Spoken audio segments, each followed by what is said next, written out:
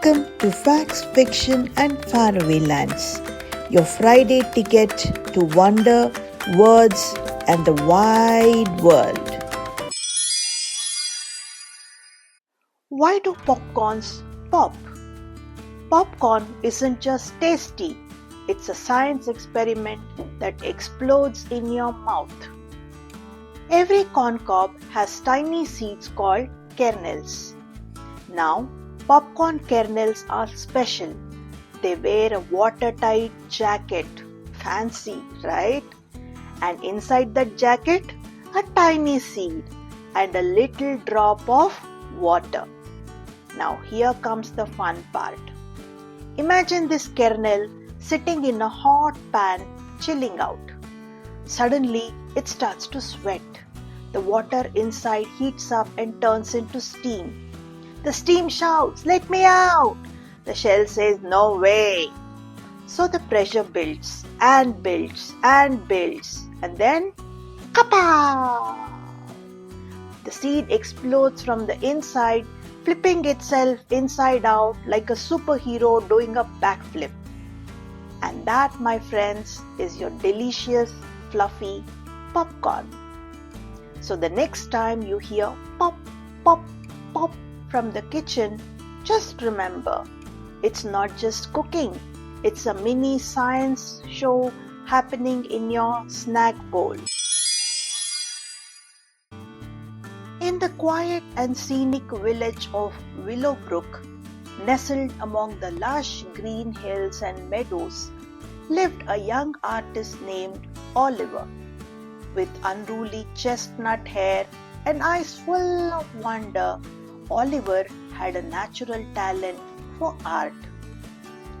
Though his family could not afford paints and canvases, Oliver sketched passionately with charcoal on scraps of paper he found around the village. One evening, as he wandered through the woods for inspiration, Oliver stumbled upon a towering, ancient oak tree. Nestled in a hollow of the tree was an extraordinary paintbrush. Curious, Oliver reached for it. A warm tingle filled his arm, and a sense of calm and purpose settled over him. Back at home, Oliver tested the paintbrush using the last of his paints. He painted a bright orange butterfly on his wall. To his amazement, the butterfly fluttered its wings and soared out of the window, alive and real. Oliver realized he had discovered a magical paintbrush that could bring his drawings to life. With his heart full of wonder, Oliver began using the brush to help others. He painted a sign for Mrs. Appleby's bakery. For Farmer Gray, he painted a lifelike scarecrow that frightened off all the birds from his crops. Words of Oliver's enchanted creations spread quickly, and joy returned to every corner of Willowbrook. But not everyone was pleased. Far away, the greedy Lord Bramble, who ruled the neighboring lands, heard about the brush.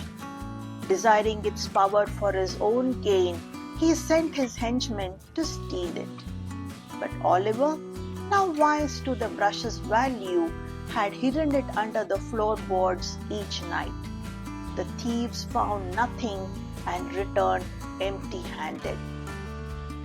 Fearing for his village, Oliver hatched a plan. That night, he painted a magnificent emerald green dragon with golden eyes. As the moonlight hit the painting, the dragon roared to life and took its place as Willowbrook's silent protector. When Lord Bramble's men returned, they were terrified by the mighty dragon and fled. Undeterred, Lord Bramble himself came to Oliver, offering gold, land and titles in exchange for the paintbrush. But Oliver stood firm. "I cannot give you the brush," he said gently. "Its power is to help, not to harm. I will only use it to bring joy, never for greed. Lord Bramble was furious and left in a rage. But as he walked away, he noticed something he hadn't expected. The villagers, young and old, gathered under the stars, laughing, singing, and sharing food, grateful for the dragon's protection and for each other. A small part of his heart softened. Time passed, and Oliver continued to use the magic paintbrush with love and care. He taught the children of the village how to draw and encouraged them to paint with kindness in their hearts.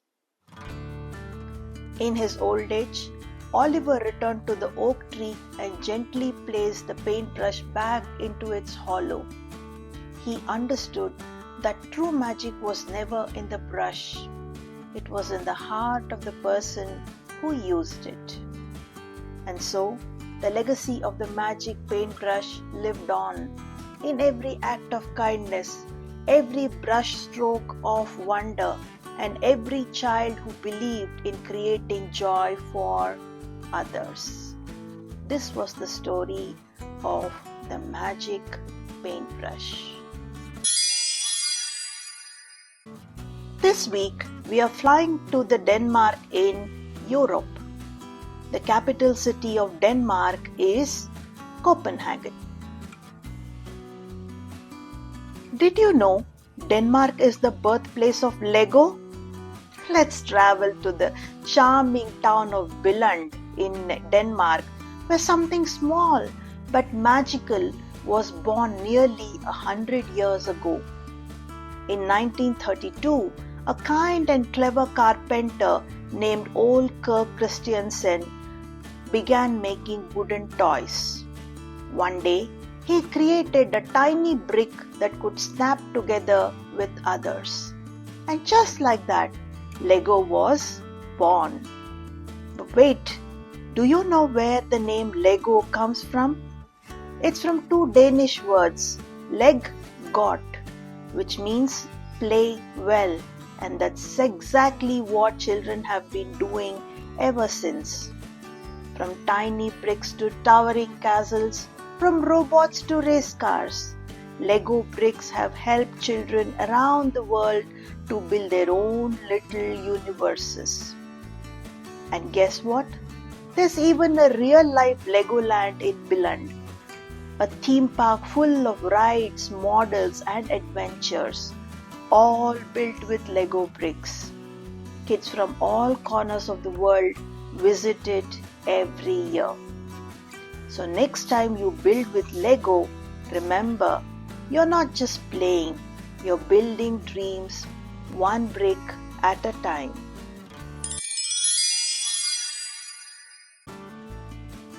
In the Invention of the Week section, let's talk about something small, round, and absolutely essential. Nope, not a coin, not a candy. It's a button.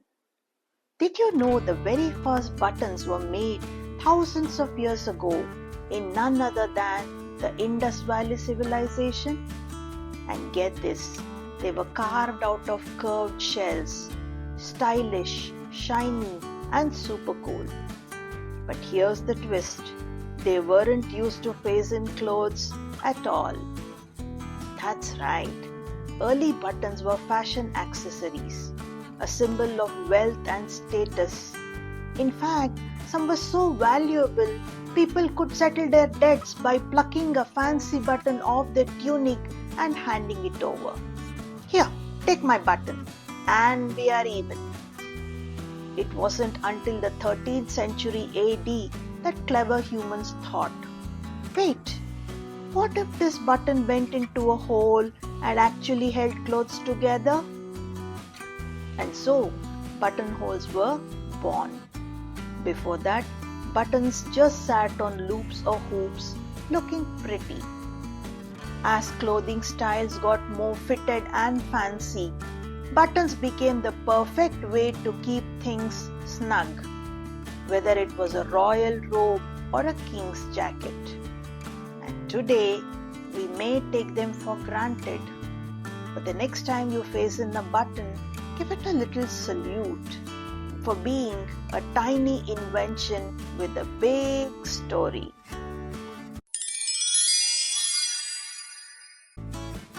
The word of the week is quibble. We spell it as Quibble. To quibble means to argue or complain about something very small or silly. Not a big fight, just a tiny disagreement over something that doesn't really matter. Here's an example. Imagine two friends are eating chocolate cake. One says, "Hey, your piece is bigger than mine by 1 mm. The other replies, "No, it's not. Yours has more icing." Now that's a quibble. They're not really fighting, they're just quibbling over tiny, unimportant things. Usage: stop quibbling over the last pencil. There are 10 more in the box. That wraps up another magical stop in facts, fiction, and faraway lands. Until next time, keep wondering. If you loved today's journey, don't forget to tap like, hit subscribe, and share it with your family and friends. Let's spread the magic of learning. Bye, Story Explorers. See you.